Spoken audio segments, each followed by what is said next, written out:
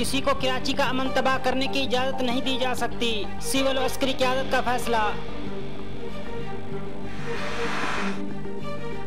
Lahore high court में MQM पर पाबंदी और गद्दारी के मुकदमे के लिए दरख्वास्तें दायर।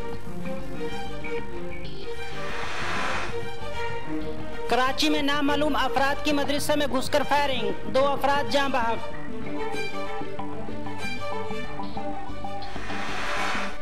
तहरीके इंसाफ ने अल्ताफ हुसैन के खिलाफ कार्रवाई के लिए मेट्रोपॉलिटन पुलिस को दरख्वास्त जमा करा दी। बलोचिस्तान में सिक्योरिटी फोर्सेस की कार्रवाई, कालादम तंजीम के कैंप से असला और बारूदी मवाद बरामद। अल्ताफ हुसैन के बयान पर पूरी कौम सदमे में है, शहबाज शरीफ। हुकूमत ने पेट्रोलियम मसनूआत पर लेवी और GST में इजाफा करने पर गौर शुरू कर दिया। बैरिस्टर सैफ का डॉक्टर फारूक सत्तार को अल्ताफ हुसैन के बयान से इजहार ला ताल्लुकी का मशवरा।